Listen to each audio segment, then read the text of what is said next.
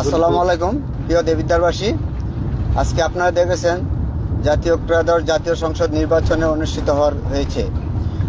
ওই অবস্থায় আমাদের বড় শালগড়, ইসুফপুর, রসুলপুর, তারপর সুবিল, মাসিগারা, ফতে ইউনিয়নগুলোতে আমাদের অনিয়ম হয়েছে, ভোট কারচুপি করা হয়েছে, ব্যালট বাক্স ছিনতাই করা হয়েছে, আমাদের এজেন্ট বার করে দেওয়া হয়েছে এবং অনেককে রক্তাক্ত করা হয়েছে। আমাদের নেতাকর্মী যারা কেন্দ্রে যাইতো তাদেরকে আহত করা হয়েছে, বাড়ি বাড়িতে হুমকি দেওয়া হয়েছে এবং টাকা দিয়া ভোট কিনছে। সারাদিন টাকা দিয়ে তারা ভোট কিনছে। এখন লাস্ট পর্যায়ে এসে তারা নিজেরা ভোট কাটতেছে এবং ভোট কাস্ট করতেছে।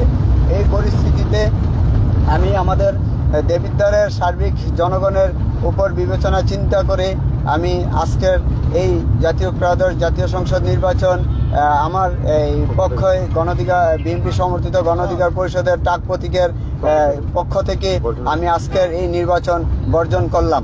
প্রশাসন আমাদেরকে হেল্প করে নাই। প্রশাসন তাদেরকে বারবার ফোন দেওয়ার পরও আমাদের বিভিন্ন কেন্দ্রে ওরা যায় নাই। প্রশাসন আমাদেরকে কোনো রকমের সহযোগিতা করে নাই। তারা বিভিন্ন অজুহাত দেখাচ্ছে যে যখন তাদের অভিযোগ দিতাম তারা বলতো যে আমরা দেখতেছি, আপনারা যান।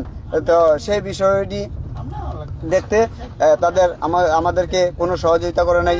প্রশাসন বলেন, পুলিশ বলেন, সেনাবাহিনী, প্রশাসনের সবাই আমাদেরকে কোনো দিক দিয়ে সহযোগিতা করে নাই।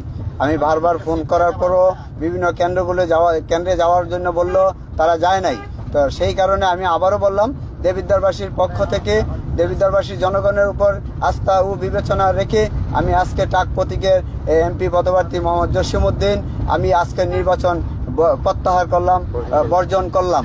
ধন্যবাদ সবাইকে। আসসালামু আলাইকুম।